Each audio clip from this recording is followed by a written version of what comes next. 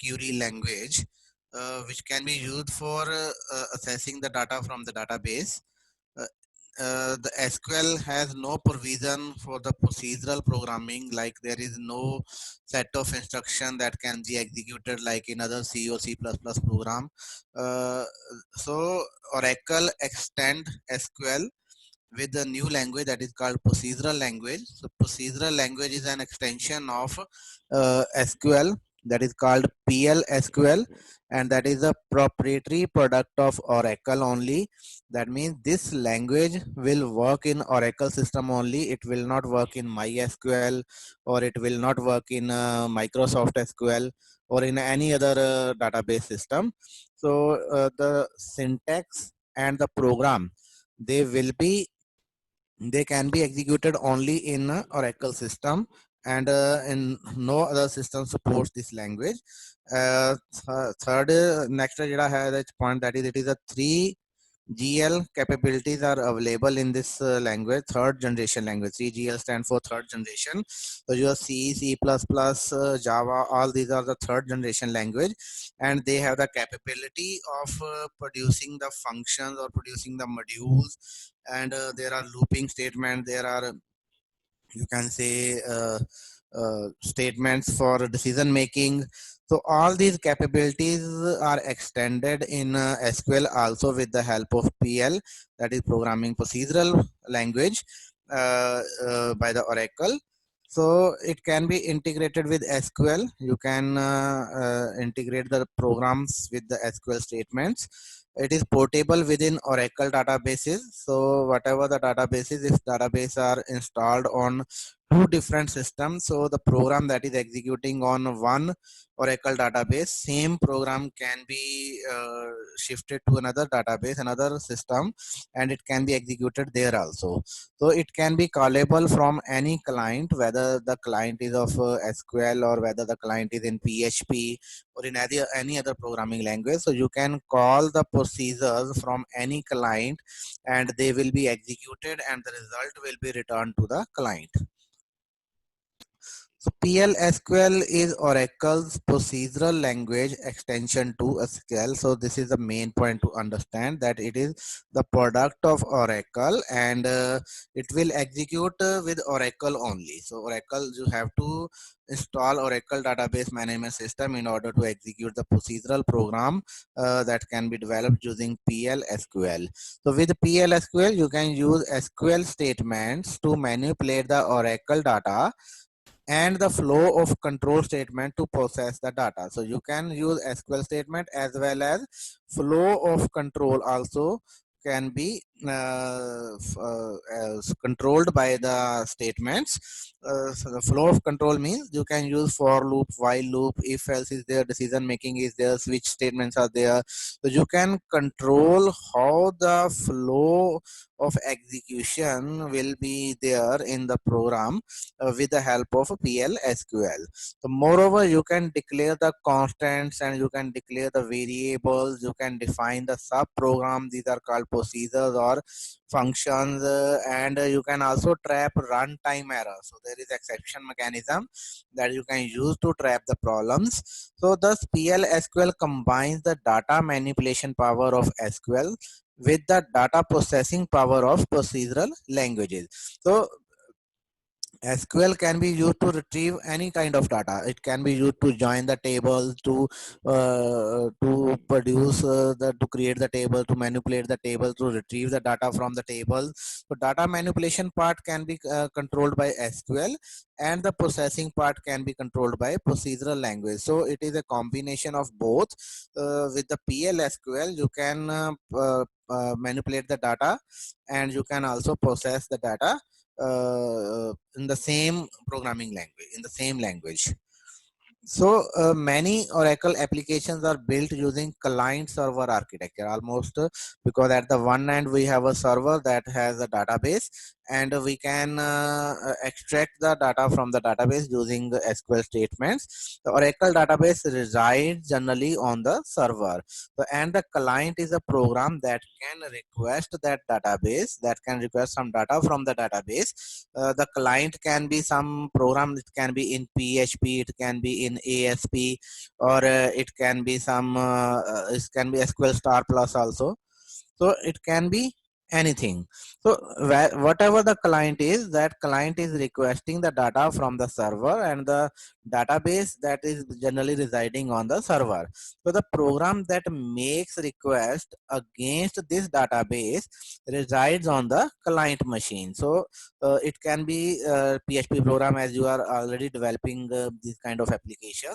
So a client can be PHP program, it can be ASP, or it can be any other program. So it is the program that request, that makes the request, and this that against the database, and that database is placed on the server. So this program can be written in C, Java, PLSQL, PHP, whatever it can be. And PLSQL is the new entry in this scenario, where you can create the program to extract the data from the database. So while PLSQL is just like any other programming language, but it is not a stand-alone programming language. You need some environment, you need Oracle RDBMS in order to execute the PLSQL program. So unlike C language or Java language program, which can be executed standalone, once compiled, they can be executed on any machine without a necessity of any other third-party program or environment. But if you create a program in PLSQL, they are not standalone, but they need some extra environment, some other facility in order to execute those program, and that other facility is basically Oracle environment, Oracle RDBMS system. So it can the program can reside in two environments.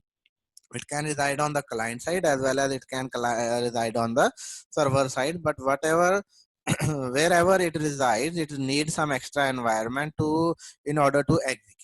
So that is one of the disadvantage of you can say PLSQL, but still it has a very powerful feature of Oracle, and it allows you to manipulate the data as well as retrieve the data with a single syntax. So PLSQL is the block structured. So coming to the structure of PLSQL, every PLSQL is consists of different blocks.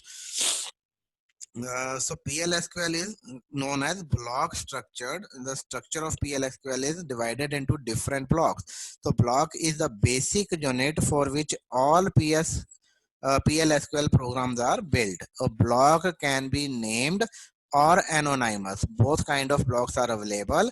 Either you can give any name to the block. When you give a name to the block, it is generally known as functions or procedures.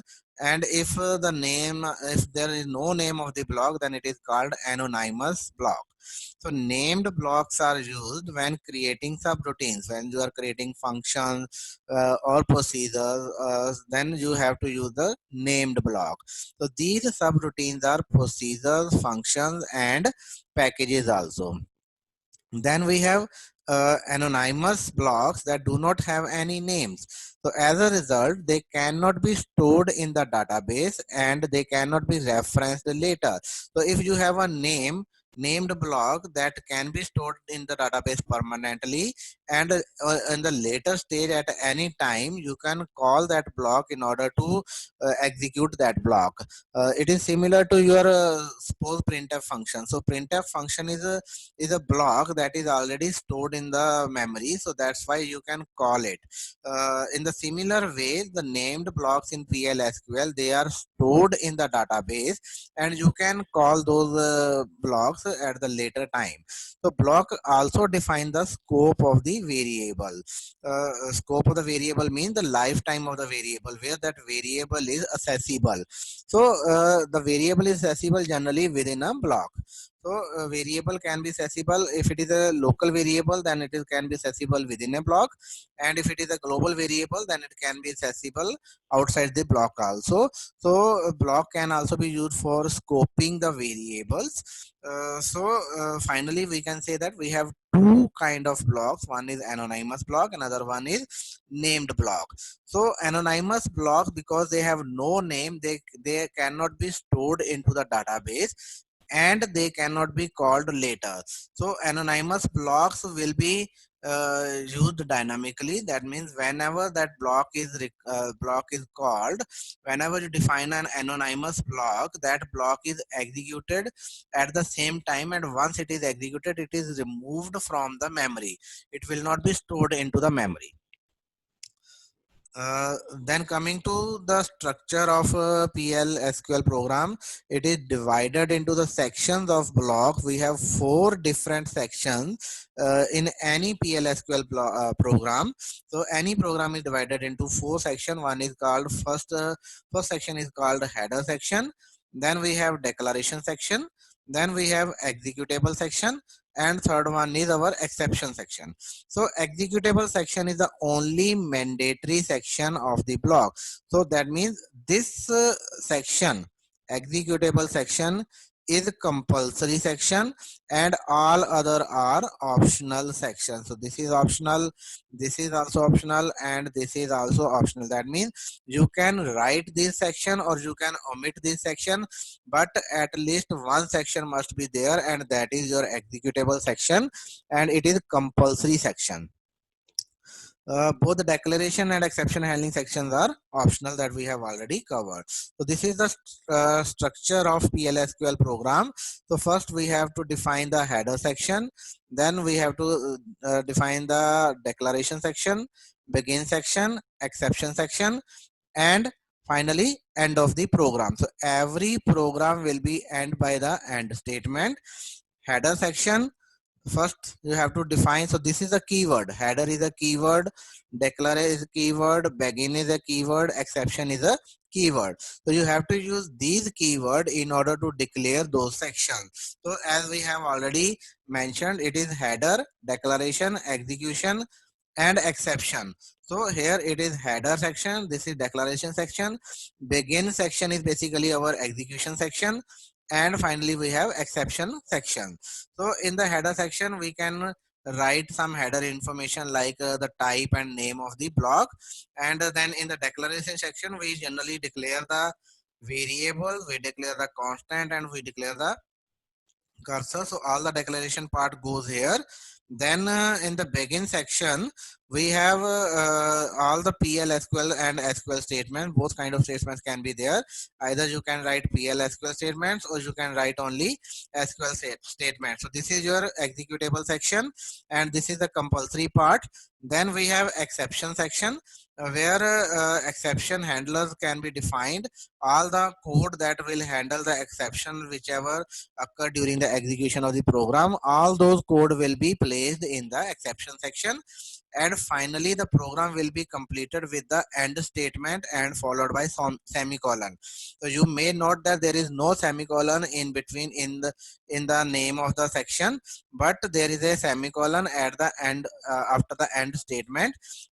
And finally we have a slash, which means to execute this program. If slash is there, then whenever you call this program, this file from the command prompt, this slash cause it to be executed. Then declaration section is the first section of the PLSQL block. It contains definition of PLSQL identifiers such as variables, constant, cursor, and the general syntax is this is a keyword declare, then identifier name. This is optional part, whatever in the square bracket, that is optional part. That means you can write it or you can omit it. If you want to declare a constant, then you have to define it. You have to write this particular keyword constant after the name of the variable. Then you have to write the data type. This is also compulsory. So these two are the compulsory part. You have to write the identifier name, and then you have to write the data type. So these are the two compulsory part. You can optionally create a constant by writing the constant after the identifier, and you can also define the constraint on this particular variable that it should not be null. So not null is also constraint. Again, it is optional part. And during declaration you can initialize the variable by passing some value also, and again it is optional, you can omit it or you can write it. So if you want to initialize, then the syntax is colon equal to value. So you have to write the colon followed by equal to, then you have to write the value. So this is the example, you have to write declare.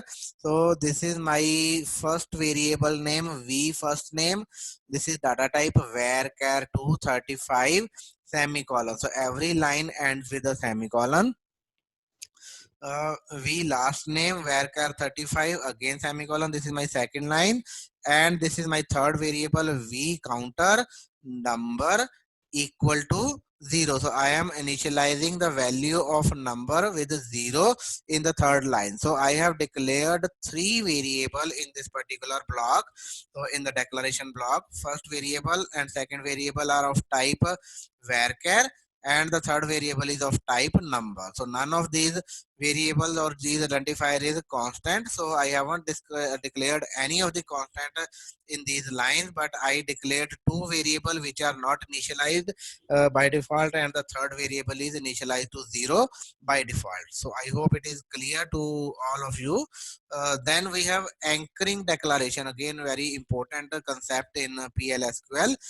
In anchoring, you tell the PLSQL to use a variable data type as the data type of another variable. Suppose I have an existing variable whose data type is known to me, and I can use the I can declare the new variable, and I can tell the system that it has to use the existing variable's data type as a data type of this new variable.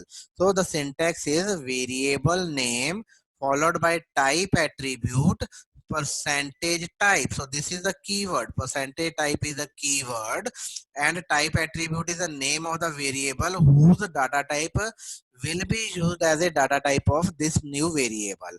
So this is example vnum1 number 3. So I have declared a variable vnum1 whose data type is number, and I want a new variable num2 whose data type will be same as that of vnum1. So I will write vnum1 percentage type. So percentage type is here keyword, and vnum1 is the name of the variable whose data type I want to use as a data type. So now vnum2, the data type of vnum2 will be number 3 again. So this is anchoring declaration. That means you are anchoring the data type of one variable to the data type of another variable. So that is syntax is very much clear and simple. So you have to type percentage type in capital letter along with the name of the variable for which you want to use the data type as a data type of another variable. Then we have a reserve word, as in every language, like in C or C++ language, you study the reserve words. So reserve words are the words, or another name is keyword, that have some specific meaning and some specific use. So similar to all other languages, this PLSQL also have some reserve word. These are, for example, declare, begin, and, if, while. So all these are the reserve word, that are the word they have some specific meaning for PLSQL, and you should not use these words for your other purpose. Like you should not name a variable like if or and or while. So they have some specific meaning and specific functionality as per the compiler of PLSQL. Then we have a second part is identifier. So you can they are used to name the variables, procedure, constant, cursor, table. So there are so many things where you want to give the name of that particular object. So you have to give the name to some variable, you have to give name to some procedure or function or constant or table or row. So you can give name to any of these things. And identifier are the thing that are used to name these variables. Whenever you have to create an identifier, use an identifier, you have to obey some rules, like the length of the identifier should not be more than 30, it should be between 1 and 30 character long. Any identifier can start with the letter, but they should not start with a digit or any special character. So allowed characters are A to Z capital, A to Z small, all the numbers are allowed, dollar is allowed, hash is allowed, and underscore is allowed. Apart from that, no other character is allowed in an identifier, like a comma, question mark, exclamation. All these are not allowed in a identifier. So if you create identifier using these characters, then there will be an error.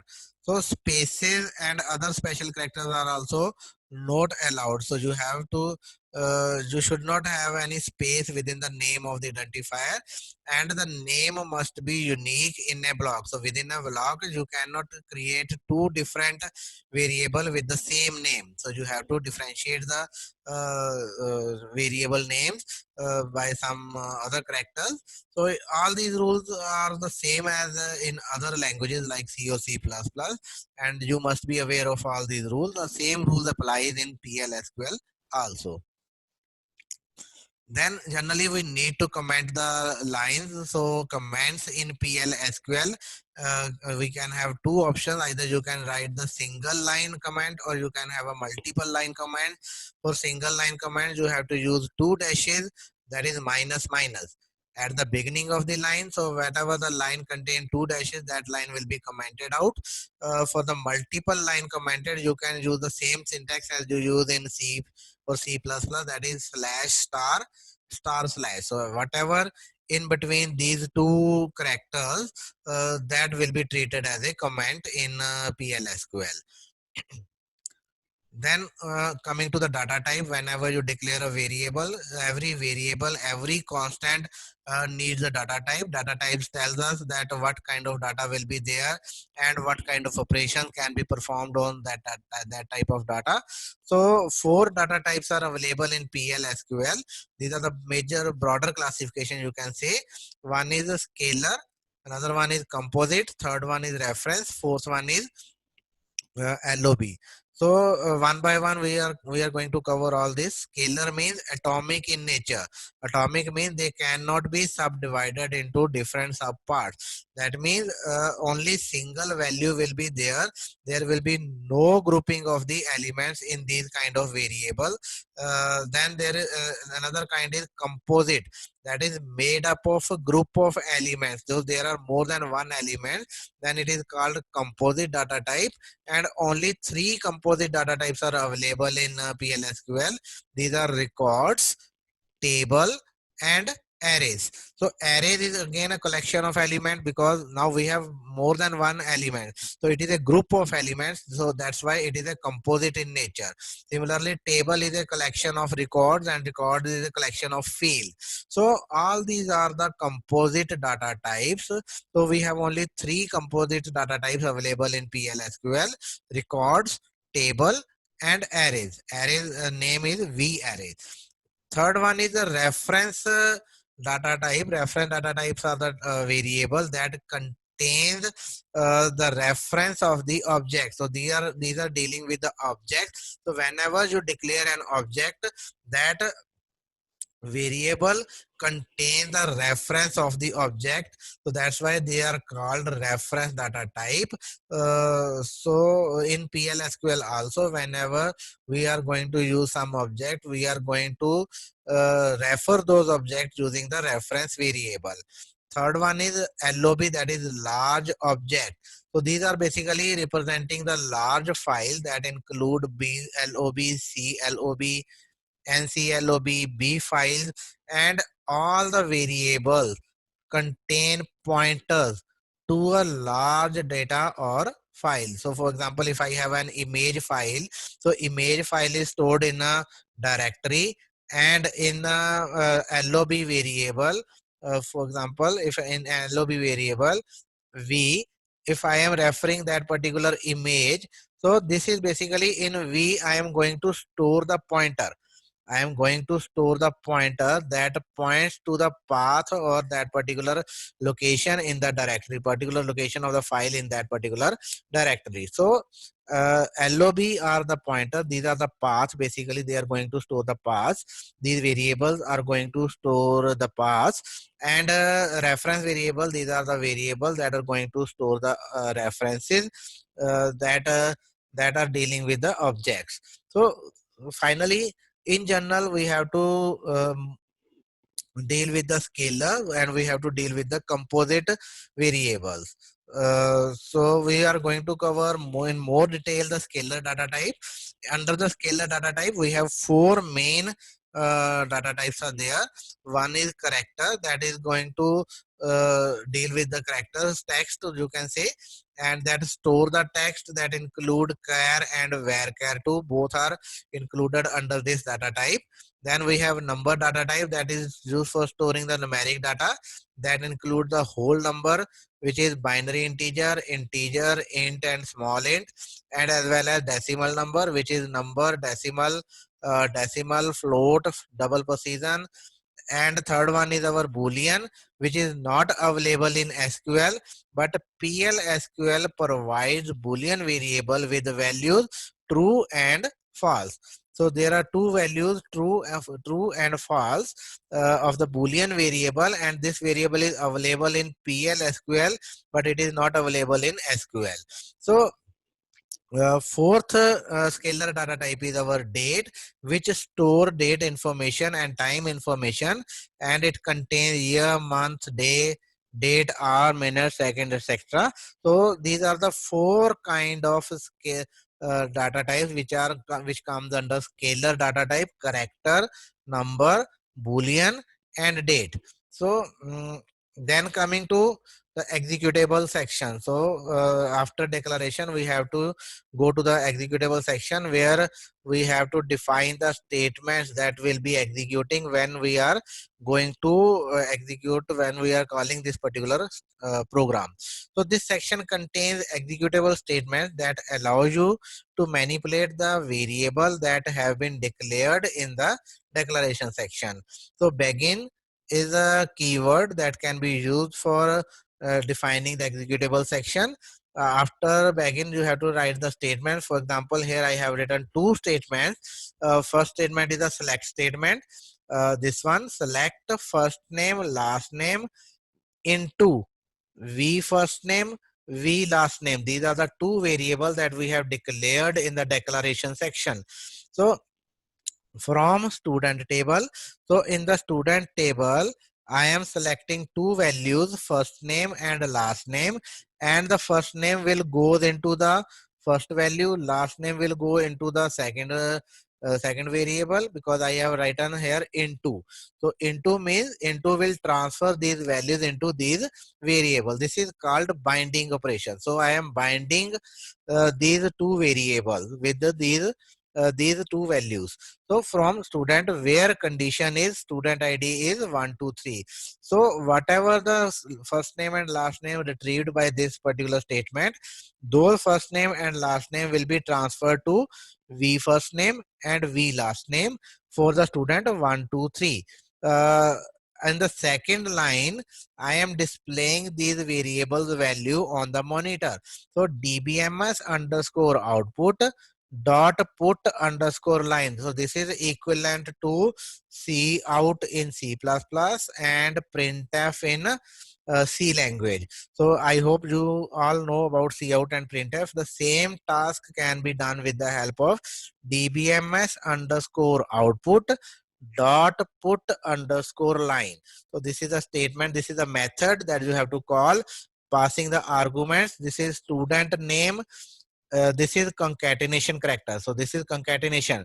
So whatever comes under the V first name, that will be concatenated with student name, again concatenated with space, again concatenated with the last name. So student name is this, whatever coming from the database, that will be displayed on the monitor. So at last we have to write the end semicolon. So this marks the end of the executable section. Then we can have exception handling mechanism also. So sometimes there can be error, there can be problem. So exception handling section is the last section of PLSQL block, and this section contains statements that are executed when a runtime error occurs within a block. So runtime error occurs while the program is running and cannot be detected by the compiler of PLSQL. So we have an exception block. So when no data found, for example, in the previous statement, if as a result of that particular statement, no data is available, then there will be an exception and your program will crash. But if you have some exception mechanism, if you write this particular block, this will handle that particular exception. So we write here, when no data found, no underscore data underscore found, then what will be outputted? DBMS underscore output dot put line. We put a message, there is no student with the student ID 123. So this kind of error mechanism handling, exception handling mechanism will be there. So you can write these kind of statements in order to stop the program terminating abruptly. Then every time uh, an anonymous block is executed, the code is sent to the PLSQL engine on the server where it is compiled. Okay, so because now this is a code that we have written. So whenever this code is transferred to the PLSQL engine on the server, it is compiled. If it is named PLSQL block, then at the time of creation, if it has been the named, then it is compiled only one time. If it is a named PLSQL block, then it is compiled only one time, that is at the time of its creation, or thereafter if there is any change in this particular block. If you are not going to change this block will be compiled and the compiled version will be stored into the database with the name. And thereafter, whenever you call this code, it will not be compiled again. The compiled version will be used again and again. So the compilation process includes syntax checking, binding, and P code generation. So syntax checking means to check all the syntax grammatically according to the syntax of the PLSQL language, whether your lines or your code are according to the syntax. Then second step is binding, which is basically once the programmer corrects the syntax error, the compiler can assign a storage address to the program variable. So whatever the variable declared in your program, every variable requires some address. And whenever that address is assigned to some variable to hold that data, then this process is called binding of the variable. So binding of a variable means to provide the storage address, to provide the storage area to all the variables that are declared in a program. So first the system will check the syntax error. After creating after clearing all the syntax error, if it is correct code, then the binding process will be there, where every variable is assigned a memory area, and finally the P codes are generated for this particular code. So now what is P code? So after binding, P code is generated for the PLSQL block. So P code is a list of instruction to the PLSQL engine. So what is P code? It is just a list of instruction. So for what? It is a list of instruction to the PLSQL engine, that how to call and how to execute this particular program. So once the process of compilation has completed successfully, the status of named PLSQL block is set to valid. So, and also stored in the database. After that, it is used the next time the program is executed. So it is again a simple process. So if it is a named block, then it will be uh, P code will be generated, and these are stored in the database along with the status valid, and and it is used the next time the program is executed. So if the compilation process was not successful, there is some error in the compilation process, the status for a named PLSQL block is set to invalid in that particular case. So in that case, whenever next we call again that particular code, it will be again compiled if it is not valid. If it is invalid, then it will be compiled again whenever called after the first time.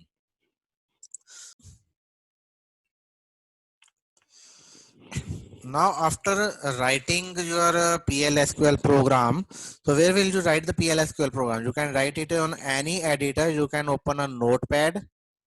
You can open a notepad and write all those commands starting from begin to end.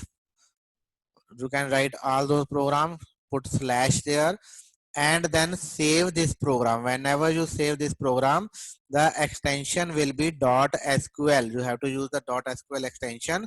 Suppose I save this program as display age.sql. Now how to execute this program? In order to execute this program, you have to open again SQL star plus. So you have to open the SQL star plus, log in your account, and to execute a PLSQL program, simply type the following command at the SQL command prompt: @ followed by name of the file. There should be no extension. Extension should not be used here. So @display age. So display age is the name of the file without extension. But whenever you are going to store it from the notepad, you have to give the extension .sql, and after that you can call it using the @ symbol followed by a name of the file on the command prompt, on the SQL command prompt basically, which will appear when you log in the PL SQL, or you can log in SQL star plus using your username and password. So if your program executes successfully, you will see the information that is placed over the monitor using display output command. Uh, Now to generate the output, like other programming language that we have already discussed in the previous slide, like other programming language, PLSQL also provide a procedure that is called put line to allow the user to display the output on the screen. For a user to able to view result on the screen, two steps are required. The very first step is, before executing any PLSQL program, you have to type the following command at the SQL prompt. So this command is set server output on. So you need to type in this command only once for every PL star SQL PL star plus session. So whenever you start PL SQL plus session, very first thing you need to do is set server output on, and this command need to be executed only once. There is no need to execute it again and again. Or second option is, you can put it into the beginning of your program, or put the command at the beginning of the program, right before the declaration section. Before the declaration section, you can write this command, set server output on. So whenever you execute the program, this command will be executed and you can see the output on the monitor. Otherwise, by default the server output is off, and whenever you write this line, you use this line of put line statement, you are not able to, you will not be able to see the output, because by default the server output is off. So you need to make it on, you need to switch it on before executing any program. So this is one time process and you have to follow this. Then you can use after switching on the server output, then you can use dbms output dot put line command. So dbms underscore output dot put underscore line. So this line will display the message. So general syntax is dbms underscore output dot put underscore line followed by a string. So whatever the string you paste here, that will be displayed on the monitor. So in which put line is the procedure to generate the output on the screen, and dbms output is the package to which the put line belongs. So the full line dbms underscore output dot put underscore line. My age is number of age. The num age, this is the name of variable, and this is a string, and this is concatenation operator. So whatever this full string becomes, that will be displayed on the monitor. Then getting input at the runtime, very important. So how will you get the data from the keyboard? Sometimes we need to get the data from the keyboard. So we have a substitution variable for that thing. This is equivalent to cin or scanf. So this is the equivalent of these two commands in C++ or C language. So we have substitution variable in PL SQL language, which is equivalent to cn. So wherever you use the substitution variable, system will stop and it will ask you to enter the value of that particular variable. So here is the syntax. So in the begin section, I write dbms output dot put line. Today is, it's a ampersand sv day. So now ampersand denotes that this is a substitution variable. So this part is a substitution variable.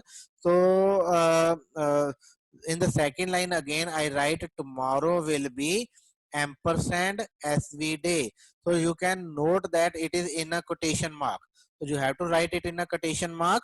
So whatever you write in a quotation mark and it is preceded by ampersand, then it will be treated as a substitution variable.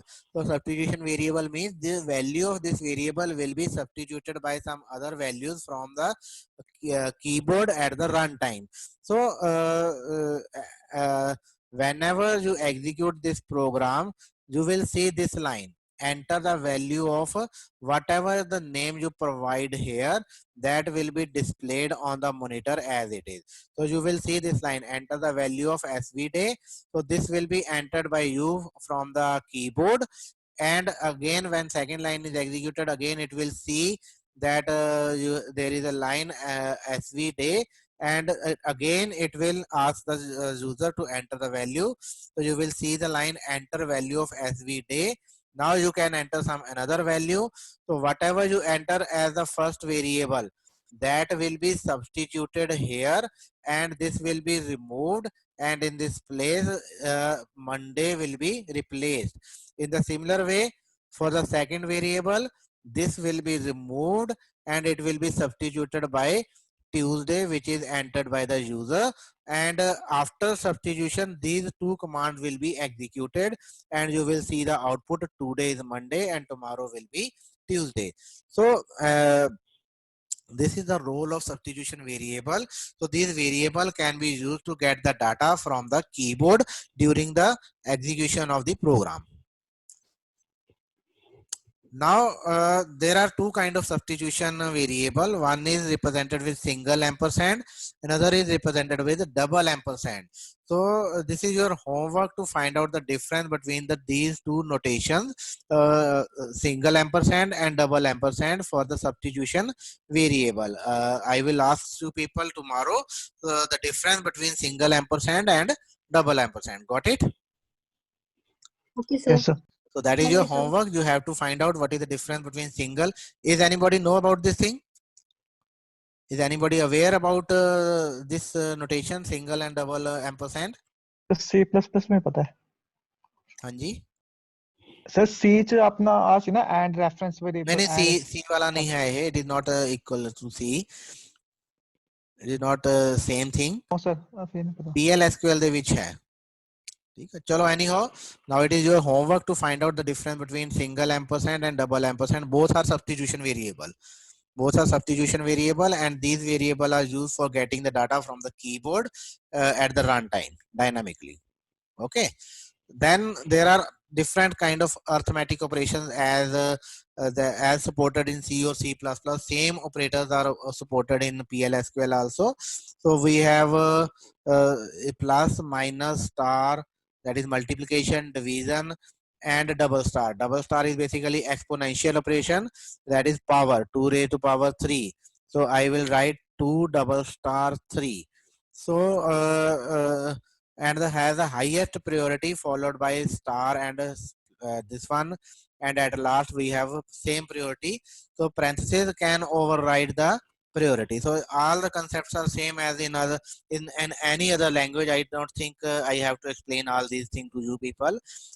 If still if someone has doubt, he or she can discuss. Okay. Now you have to write a program to calculate the area of circle and print it. Let's see how this program can be created and executed. So I have to write a program to calculate the area of circle. So now, as everyone know, to calculate the area of circle, I need two things. One is the radius and the one is the formula. The formula for area of circle is anyone? Pi r square. Pi r square. It is pi r square. Pi r square. So area is equal to pi r square. So in this case, how many variables are there? One variable is there, sir. One r, sir. R. And what is a? A is also variable. So So how many variable have only two how many variables variables are are there? So we have to Two declare variables. two variables, and we have to declare one constant also. So this is constant whose value is 3.14. One. So in order to create this program, so I have to declare two variables and one constant.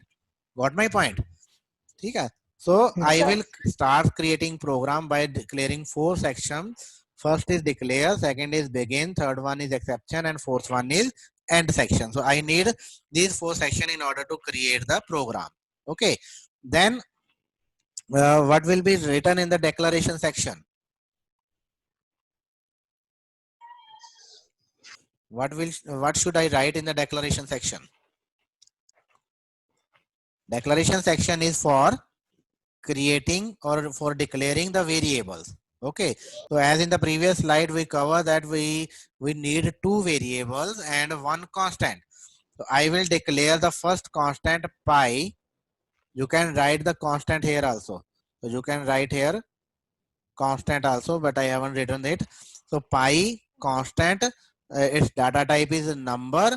One is number of digit before decimal, two is number of digit after decimal. So it is 3.14, two digit after decimal, one digit before decimal, and initialize it because pi is a constant and I have to initialize it. So this is initialization operation, colon equal to. So this is need to remember that initialization will be done with colon equal to. Single equal nahi pana hai, otherwise it will be an error. So it will be always colon equal to. Okay, got my point?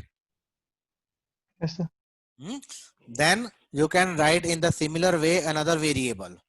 Another variables are radius, number, 3,3. That means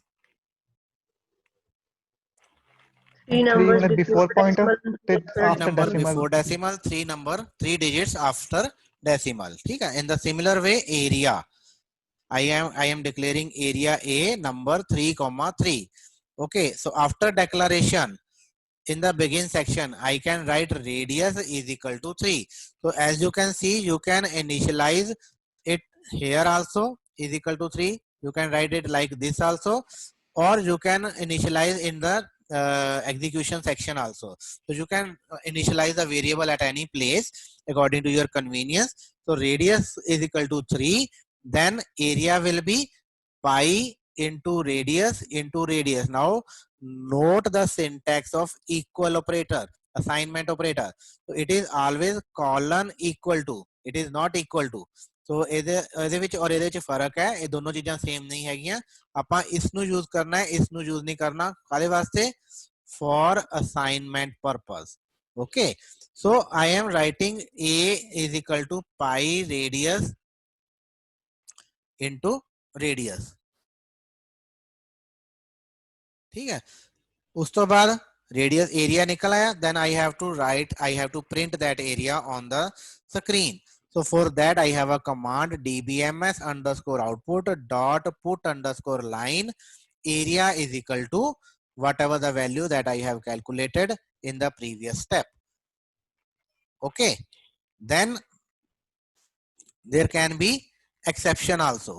ठीक, now if I want to read that data, इथे की होएगा, issue की है कि whenever I execute this program, whenever I execute this program, this program will print the same area। Now how can I read the data from the user? Now you need to And update ਆਪਾਂ ਲਾ this ਦੇਂਗੇ program substitution to variable। read the value of the radius from the user। substitution variable ਲਾ Sir, देंगे। substitution variable ਦੀ help ਨਾਲ। So I have to use the substitution variable। So where I will use the substitution variable? At what line? put line च and a ला के। इथे put line च sir output put line च and a ला के मैं user ਤੋਂ ਮੰਗ ले ਜਿਵੇਂ ਮਤਲਬ age ਲੈਣਾ। So I am initializing the radius variable value radius here। So instead of and this value, I have to write it ampersand radius। Okay, so either write it here or you can also write it here, ampersand radius। Got my point? okay। So ਜੇ ਤੁਸੀਂ ਇਹਨੂੰ Yes। ਇੱਥੇ ਲਿਖੋਗੇ, ਫਿਰ ਇਸ line ਨੂੰ ਵਿੱਚੋਂ ਨਹੀਂ ਲਿਖਣਾ, ਇਹਨੂੰ ਡਿਲੀਟ ਕਰ ਦਿਓ। ਠੀਕ ਹੈ, ਸੋ ਜੇ ਤੁਸੀਂ ਇੱਥੇ ਨਹੀਂ ਲਿਖਦੇ ਫਿਰ ਇਹ ਵਾਲੀ ਲਾਈਨ ਲਿਖੀ ਜਾਏਗੀ। ਠੀਕ ਹੈ, ਗॉट ਮਾਈ ਪੁਆਇੰਟ। ਉਸ ਤੋਂ ਬਾਅਦ ਜਦੋਂ ਤੁਸੀਂ ਪ੍ਰੋਗਰਾਮ ਨੂੰ ਚਲਾਓਗੇ ਤਾਂ ਕੀ ਹੋਏਗਾ? ਹਰ ਵਾਰ ਜਦੋਂ ਤੁਸੀਂ programme ਚਲਾਓਗੇ it will ask you to enter the value of radius। whatever you enter, it will execute that value, it will use that value in the program and execute the calculate the area and print it on the screen according to that value। Got my point?